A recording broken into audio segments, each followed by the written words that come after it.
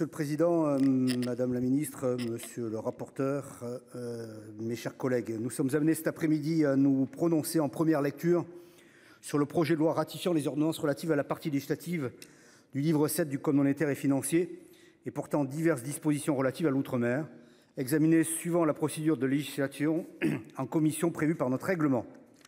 Le recours à cette procédure s'est avéré une fois de plus fructueux et je tiens à saluer la qualité du travail de notre rapporteur, dont il faut bien avouer que la tâche n'a pas été facilitée par le gouvernement.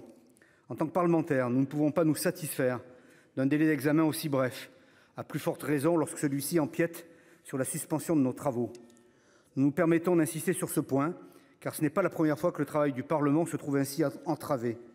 Vous en conviendrez, Monsieur le Ministre, Madame la Ministre, là n'est pas le meilleur moyen d'assurer le bon fonctionnement de la démocratie représentative, mais aussi d'impliquer et de respecter les collectivités concernées.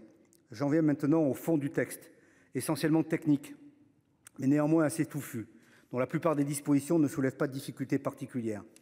Je ne reviendrai pas sur les articles 3 à 8, ni même sur les articles 10 et 11, qui, procédant à des corrections purement formelles ou à des modifications extrêmement limitées, n'appellent pas de commentaires particuliers.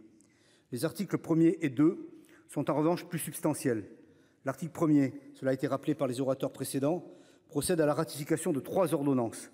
Les 2 premières, en date respectivement du 15 septembre 2021 et du 15 février 2022, sont prises sur la base d'une habilitation qu'avait soutenue le Sénat lors de l'examen du projet de loi Pacte. Elles permettent notamment d'organiser de façon thématique le livre 7 du Code monétaire et financier, devenu abscon à la suite des modifications apportées par le droit national et le droit européen. Le contenu de l'ordonnance a été scindé en deux par le gouvernement afin de respecter le délai d'habilitation octroyé par le Parlement.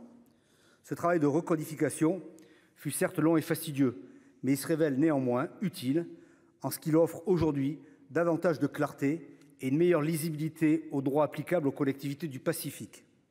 Je partage toutefois les interrogations du rapporteur sur la méthode retenue par le gouvernement. Nous ne pouvons que nous associer aux critiques émises par Moara Tupana et notre collègue Teva Rohfritsch, tous deux membres de l'Assemblée de Polynésie française, s'agissant des saisines rectificatives multiples faites par l'exécutif dans la précipitation. Là encore, la forme trahit une impréparation du gouvernement qui interroge.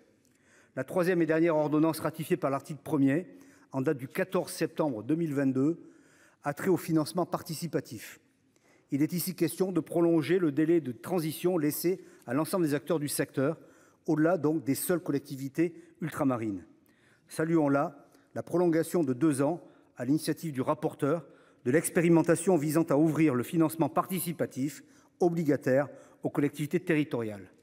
En garantissant ainsi une expérimentation effective de 3 ans, l'amendement adopté en commission permet du même coup de respecter la volonté du Parlement exprimée en 2021 dans le cadre du projet de loi Ddadue.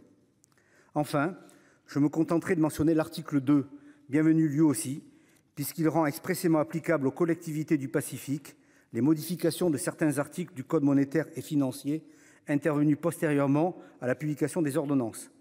Ces articles touchent notamment à la protection des lanceurs d'alerte, sujet important dans la sphère financière, et au plafonnement des frais de rejet prélevés dans les établissements bancaires, comme cela a été rappelé il y a quelques minutes par l'orateur Bocquet. Sans surprise, au vu de l'ensemble de ces éléments, les membres du groupe Union centriste voteront les dispositions de ce texte tel qu'il a été amendé et adopté en commission, sur proposition notamment de notre ami et rapporteur Hervé Maurey. Je vous remercie.